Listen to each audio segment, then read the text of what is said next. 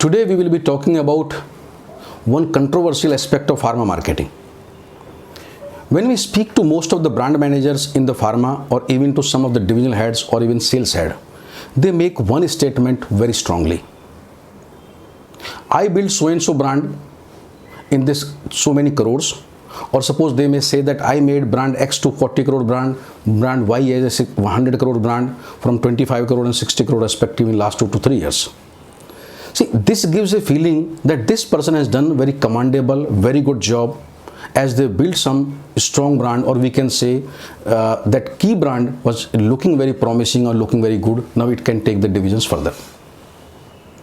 But when you cross check that in last 2 to 3 years, actually sale of that division or business of that division has either reduced or stagnate or sometime very marginally grown, which we can say a negligible growth.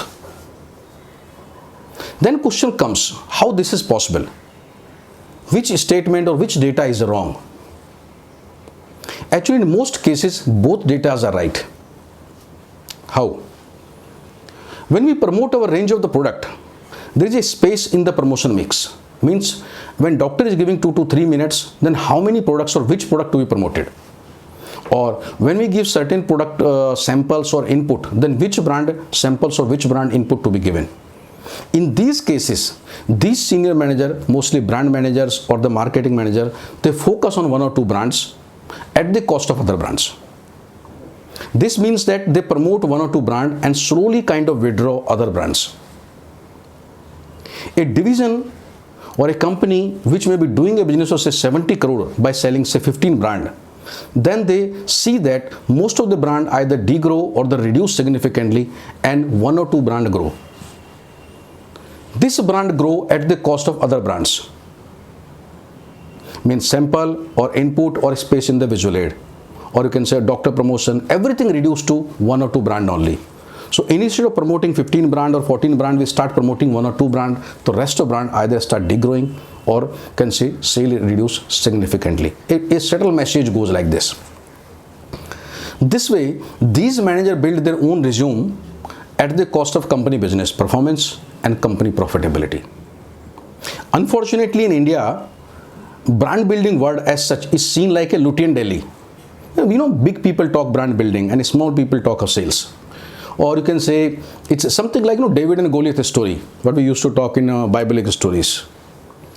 As this looks very fancy, the people coming from sales background also, whether as a divisional head or whether as a sales head, they tend to do it as it make them, once they also start talking this kind of brand building, it make them a feeling like you are also now part of Lutein Delhi or like a Delhi Gymkhana Club. Does that mean that these people don't understand business? No, I didn't say that. They understand business. But there are 3 things I would like to talk about these people. Number 1, these people are outdated. Why I'm saying so? It was in the decade of 90s when 1 or 2 brand building was more important, or you can say necessary to succeed. But from 90s onward, company like Sun Pharma, company like Mankind, company like Intas and so on, these kind of companies, they have shown that we need to build brands, not the brand, which means instead of building 1 brand of 200 crore, they would like to build 5 brand of 40 crore. Instead of building 1 brand of 100 crore, they would like to build say 3 brand or 30-35 crores. So this is the system for last at least 25-30 years. So these people are a little outdated. Point number 2. See, the strategy need to be built on the company's strength. It can't be same for all the companies. When different companies have different strengths, then their winning strategy has to be different.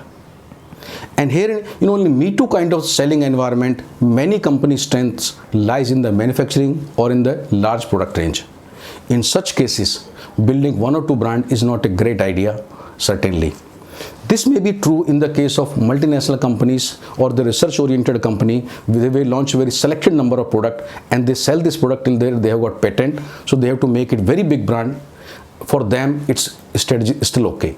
But country like India, where most of the company does not have the off-patent product, then it's not a great strategy or great idea to do that.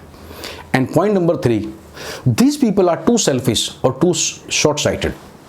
For them, the resume building or the profile building is much more important than the long-term company business.